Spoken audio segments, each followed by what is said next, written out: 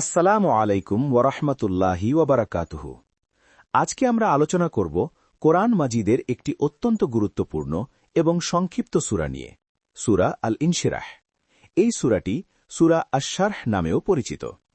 মাত্র ৮ আয়াত সম্বলিত এই ছোট্ট সূরাটিতে রয়েছে মানব জীবনের জন্য অসাধারণ সব শিক্ষা, যা আমাদের কঠিন সময়ে আশার আলো দেখায়, হতাশা থেকে মুক্তি দেয় এবং জীবনের প্রতিটি বাঁকে সাহস যোগায়। নামকরণ। এই সূরাটির নাম আল ইনশিরাহ এসেছে প্রথম আয়াতের নাশরাহ শব্দ থেকে, যার অর্থ প্রশস্ত করা বা উন্মুক্ত করা। সূরাটি আলাম নাশরাহ, আমি কি প্রশস্ত করিনি, দিয়ে শুরু হয়েছে বলে এই নামকরণ। অনেকে একে সূরা আশ-শারহ বলে থাকেন। নাজিলের স্থান ও সময়। সূরা আল ইনশিরাহ মক্কায় অবতীর্ণ হয়েছিল। এটি মক্কি সূরা। নবীজি সাল্লাল্লাহু আলাইহি ওয়াসাল্লাম যখন ইসলাম প্রচারের প্রাথমিক পর্যায়ে কঠিন সময়ের মধ্য দিয়ে যাচ্ছিলেন, তখন এই সূরা নাজিল হয়। কুরাইশদের অত্যাচার, সমাজের বিরোধিতা, আর্থিক সংকট, এসব কঠিন পরিস্থিতিতে আল্লাহ তাআলা তার প্রিয় রাসূলকে সান্ত্বনা দিতে এবং আশ্বস্ত করতে এই সূরা নাজিল করেন। অবস্থান। সূরা আল ইনশিরাহ কুরআন মাজিদের ৯৪তম সূরা। এটি ৩০তম পারায় অবস্থিত। এর পূর্বে রয়েছে সূরা আদ-দুহা এবং পরে রয়েছে সূরা আত-তিন। আয়াত ১। আমি কি আপনার হৃদয়কে প্রশস্ত করে দেইনি? এই আয়াতটি একটি প্রশ্নবোধক বাক্য হলেও এটি আসলে একটি সত্য ঘোষণা। আল্লাহ তাআলা তার রাসূলকে স্মরণ করিয়ে দিচ্ছেন যে তিনি তার বক্ষকে প্রশস্ত করে দিয়েছেন। শারহে সদর বা বক্ষ প্রশস্ত করার বেশ কয়েকটি অর্থ রয়েছে। ১. আক্ষরিক অর্থে শারহে সদর। নবুয়তের পূর্বে এবং মেরাজের রাতে নবীজি সাল্লাল্লাহু আলাইহি ওয়াসাল্লামের বক্ষ মুবারক বিদীর্ণ করে তা জমজম পানি দিয়ে ধৌত করা হয়েছিল এবং তাতে ঈমান এবং হিকমত পূর্ণ করে দেওয়া হয়েছিল। এটি ছিল একটি মুজিজা। ২. মানসিক এবং আধ্যাত্মিক প্রশস্ততা। আল্লাহ তাআলা রাসূলুল্লাহ সাল্লাল্লাহু আলাইহি ওয়াসাল্লামের মনকে এতটা প্রশস্ত করে দিয়েছিলেন যে তিনি সবচেয়ে কঠিন পরিস্থিতিতেও ধৈর্য ধারণ করতে পারতেন। কুরাইশদের অত্যাচার, তায়েফের ঘটনা, সামাজিক বয়কট, এসব কিছুই তাকে তার লক্ষ্য থেকে বিচ্যুত করতে পারেনি। ৩. জ্ঞান ও প্রজ্ঞা। আল্লাহ তাআলা তাকে এমন গভীর জ্ঞান ও প্রজ্ঞা দান করেছিলেন যে তিনি জটিল থেকে জটিল বিষয়ও সহজভাবে বুঝতে ও বোঝাতে পারতেন। ৪. সহনশীলতা ও ক্ষমা। তার হৃদয় এতটাই প্রশস্ত ছিল যে তিনি তার সবচেয়ে বড় শত্রুদেরও ক্ষমা করে দিতে পারতেন। মক্কা বিজয়ের দিন যারা তাকে সবচেয়ে বেশি কষ্ট দিয়েছিল, তাদেরও তিনি ক্ষমা করে দিয়েছিলেন। আমাদের জীবনে প্রয়োগ। আমরা যখন কঠিন সময় অতিক্রম করি, তখন আল্লাহের কাছে দোয়া করা উচিত যেন তিনি আমাদের হৃদয়কেও প্রশস্ত করে দেন। একটি প্রশস্ত হৃদয় আমাদের সমস্যাকে ছোট করে দেয়, ধৈর্য ধারণ করতে সাহায্য করে এবং সঠিক সিদ্ধান্ত নিতে সক্ষম করে। আয়াত ২-৩। এবং আমি লাঘব করেছি আপনার থেকে আপনার বোঝা, যা আপনার পিঠ ভেঙে দিচ্ছিল। এই ২ আয়াতে আল্লাহ তাআলা আরেকটি বিশাল নিয়ামতের কথা উল্লেখ করছেন। ভিজর শব্দের অর্থ বোঝা, গুনাহ বা দায়িত্ব। এই বোঝা কি ছিল? ১. পূর্ববর্তী ছোট ত্রুটি বিচ্যুতি। যদিও রসূলগণ নিষ্পাপ, তবুও নবুয়তের পূর্বে কিছু অনিচ্ছাকৃত ভুল বা মানবীয় দুর্বলতা থাকতে পারে। আল্লাহ তাআলা সেসব মাফ করে দিয়েছেন। ২. উম্মতের দায়িত্বের চাপ। সমগ্র মানবজাতিকে সঠিক পথে পরিচালিত করার বিশাল দায়িত্ব ছিল রাসূলুল্লাহ সাল্লাল্লাহু আলাইহি ওয়াসাল্লামের উপর। এই দায়িত্বের ভার এতটাই ভারী ছিল যে তা পিঠ ভেঙে দেওয়ার মতো, কিন্তু আল্লাহ তাআলা তাকে এই বোঝা বহন করার শক্তি ও সক্ষমতা দিয়েছেন। ৩. মানসিক চাপ ও দুশ্চিন্তা।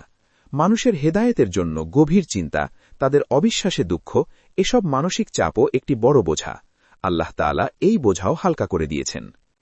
আনকাজা জাহরাকা এর তাৎপর্য। আনকাজা শব্দ এসেছে নাক থেকে, যার অর্থ ভেঙে ফেলা, অর্থাৎ বোঝাটি এতই ভারী ছিল যে তা পিঠ ভেঙে দেওয়ার উপক্রম হয়েছিল, কিন্তু আল্লাহ তাআলা সেই বোঝা সরিয়ে নিয়েছেন। আমাদের জীবনে প্রয়োগ। আমাদের জীবনেও নানা ধরনের বোঝা রয়েছে। গুনাহের বোঝা, দায়িত্বের বোঝা, চিন্তার বোঝা। আল্লাহের কাছে তওবা করলে, তার উপর ভরসা করলে এবং সঠিক পথে চললে তিনি আমাদের বোঝাও হালকা করে দেবেন। নামাজ, তওবা এবং আল্লাহের জিকির আমাদের মানসিক চাপ কমাতে সাহায্য করে। আয়াত ৪। আর আমি উচ্চ করেছি আপনার স্মরণকে, খ্যাতি। এই আয়াতে আল্লাহ তাআলা রাসূলুল্লাহ সাল্লাল্লাহু আলাইহি ওয়াসাল্লামকে আরেকটি মহান নেয়ামতের কথা স্মরণ করিয়ে দিচ্ছেন। জিক্র উন্নত করার অর্থ কি? 1. আজানে নামের উচ্চারণ। পৃথিবীর প্রতিটি প্রান্তে প্রতিদিন 5 বার আজানে আশহাদু আন্না মুহাম্মাদার রাসূলুল্লাহ বলা হয়।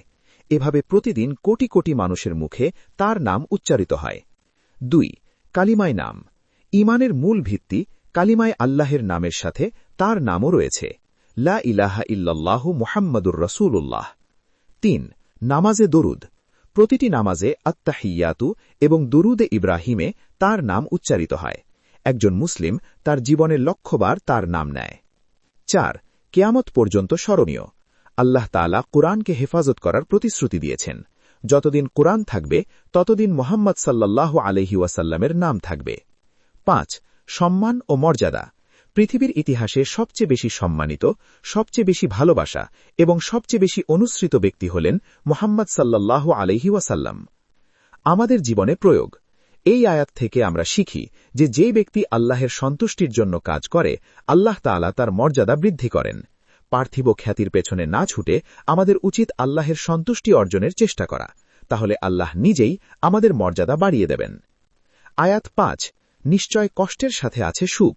অবশ্যই কষ্টের সাথে আছে সুখ। এই 2 আয়াত সম্পূর্ণ সূরার সবচেয়ে বিখ্যাত এবং সবচেয়ে বেশি উদ্ধৃত আয়াত। এটি জীবনের একটি মৌলিক তথ্য এবং আশা অপার উৎস। আয়াতের গভীর তাৎপর্য। 1. মা শব্দের গুরুত্ব। আরবি মা শব্দের অর্থ সাথে। এখানে বলা হয়নি যে কষ্টের পরে সুখ আসবে, বলা হয়েছে কষ্টের সাথে সুখ রয়েছে, অর্থাৎ কষ্ট এবং সুখ একসাথে থাকে। কষ্টের মধ্যেই সুখের বীজ লুকিয়ে থাকে। আল-আলের ব্যবহার। প্রথম আয়াতে আল উসর নির্দিষ্ট কষ্ট এবং ইউসরান অনির্দিষ্ট সুখ ব্যবহার করা হয়েছে। দ্বিতীয় আয়াতেও একই। আরবি ব্যাকরণ অনুযায়ী নির্দিষ্ট শব্দ যখন পুনরাবৃত্তি হয় তখন একই জিনিসকে বোঝায়, কিন্তু অনির্দিষ্ট শব্দ পুনরাবৃত্তি হলে ভিন্ন জিনিসকে বোঝায়। অর্থাৎ একটি কষ্টের সাথে 2টি সুখ আছে। আরবি প্রবাদ আছে, লান ইয়াগলিবা উসরুন ইউসরাইন। একটি কষ্ট কখনো 2টি সুখকে পরাজিত করতে পারবে না। 2 বার পুনরাবৃত্তির কারণ। 2 বার বলার মাধ্যমে বিষয়টির উপর গুরুত্বারোপ করা হয়েছে এবং এটি নিশ্চিত করা হয়েছে যে এটি একটি অটল সত্য, কোনো সাময়িক বিষয় নয়। ইন্না শব্দের তাৎপর্য। ইন্না একটি তাকিদ বা জোরদারকারী শব্দ। এর অর্থ নিশ্চয়ই। এটি ব্যবহার করে আল্লাহ তাআলা বিষয়টিকে আরও জোরদার করেছেন। ঐতিহাসিক উদাহরণ। হুদায়বিয়ার সন্ধি। সাহাবীরা যখন মনে করছিলেন এটি একটি পরাজয়, তখন এটাই পরবর্তীতে মক্কা বিজয়ের পথ সুগম করেছিল। তায়েফের ঘটনা। রাসূলুল্লাহ সাল্লাল্লাহু আলাইহি ওয়াসাল্লাম যখন তায়েফের সবচেয়ে কঠিন অপমান ও শারীরিক নির্যাতনের শিকার হলেন, তার কিছুদিন পরেই তিনি মেরাজের মহাসম্মান লাভ করেন। হিজরত। প্রিয় মাতৃভূমি ছেড়ে যাওয়ার কষ্ট ছিল অসহনীয়, কিন্তু এর মধ্য দিয়েই ইসলামী রাষ্ট্র প্রতিষ্ঠিত হল। আমাদের জীবনে প্রয়োগ। 1. পরীক্ষায় ফেল করা। যা প্রথমে মনে হয় সবচেয়ে বড় ব্যর্থতা, তা অনেক সময় আমাদের সঠিক পথ খুঁজে পেতে সাহায্য করে। চাকরি হারানো। যা প্রথমে মনে হয় দুর্ভাগ্য, পরে তা নতুন এবং আরও ভালো সুযোগের দরজা খুলে দিতে পারে। অসুস্থতা। রোগ আমাদের আল্লাহের কাছাকাছি নিয়ে যায়, গুনাহ মাফের কারণ হয় এবং জীবন সম্পর্কে নতুন দৃষ্টিভঙ্গি দেয়। আর্থিক সংকট। যা আমাদের শেখায় সঞ্চয় করতে, অপচয় থেকে বিরত থাকতে এবং আল্লাহের উপর নির্ভর হতে। মানসিক প্রভাব। এই 2 আয়াত হতাশাগ্রস্ত মানুষের জন্য অপার সান্ত্বনা। যখন চারদিক অন্ধকার মনে হয়, তখন এই আয়াত মনে করিয়ে দেয় যে আলো খুব কাছেই। এটি আত্মহত্যা থেকে বাঁচায়, হতাশা দূর করে এবং জীবনে এগিয়ে যাওয়ার সাহস যোগায়। আয়াত 7। অতএব যখন আপনি অবসর পান তখন পরিশ্রম করুন ইবাদতে। এই আয়াতটি আল্লাহ তাআলা রাসূলুল্লাহ সাল্লাল্লাহু আলাইহি ওয়াসাল্লামকে এবং আমাদের সবাইকে একটি গুরুত্বপূর্ণ নির্দেশনা দিচ্ছেন। আয়াতের বিভিন্ন ব্যাখ্যা। 1. দুনিয়াবি কাজ থেকে ফারেক হয়ে ইবাদত। যখন তুমি পার্থিব কাজকর্ম থেকে অবসর পাও তখন আল্লাহের ইবাদতে মশগুল হয়ে যাও, অলস সময় কাটিও না। 2. এক ইবাদত শেষ করে অন্য ইবাদত। যখন এক ধরনের ইবাদত শেষ করো তখন অন্য ইবাদতে লেগে যাও। নামাজের পর জিকির, জিকিরের পর কোরআন তিলাওয়াত, কোরআন তিলাওয়াতের পর দোয়া, এভাবে ইবাদতের ধারাবাহিকতা রক্ষা করো। 3. দাওয়াতের কাজ শেষে নফল ইবাদত। যখন মানুষকে দ্বীনের দাওয়াত দেওয়ার কাজ শেষ করো তখন একান্তে আল্লাহের ইবাদতে মনোনিবেশ করো। 4. ফরজ শেষে নফল। ফরজ ইবাদত শেষ করার পর নফল ইবাদতে লেগে যাও। নাসাব শব্দের অর্থ নসব শব্দের অর্থ পরিশ্রম করা, কষ্ট স্বীকার করা, অর্থাৎ ইবাদত এমন হওয়া উচিত যেখানে পরিশ্রম আছে, আন্তরিকতা আছে, একাগ্রতা আছে, নিছু যান্ত্রিক ইবাদত নয়। আধুনিক জীবনের প্রয়োগ। ১. সময় ব্যবস্থাপনা। আমরা অনেক সময় অফিস শেষে, ক্লাস শেষে, কাজ শেষে অলস সময় কাটাই, মোবাইলে, টিভিতে, অর্থহীন আড্ডায়। এই আয়াত আমাদের শেখায় যে অবসর সময়কে ইবাদতে ব্যবহার করতে। ২. উৎপাদনশীলতা। ইসলাম অলসতাকে পছন্দ করে না। একটি কাজ শেষ করে অন্য কাজে লেগে যাওয়া, এটাই ইসলামের শিক্ষা। এই মনোভাব আমাদের জীবনে সফলতা এনে দেয়। ৩. আধ্যাত্মিক উন্নতি। ক্রমাগত ইবাদতে থাকা আমাদের আল্লাহের সাথে সম্পর্ক মজবুত করে, মন পরিষ্কার করে এবং শয়তান থেকে রক্ষা করে। আয়াত ৮.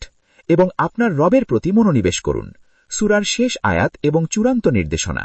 এটি পুরো সূরার মূল বাণী এবং জীবনের চূড়ান্ত লক্ষ্য নির্ধারণ করে দেয়। রাগবা শব্দের অর্থ। রাগবা অর্থ আকাঙ্ক্ষা করা, কামনা করা,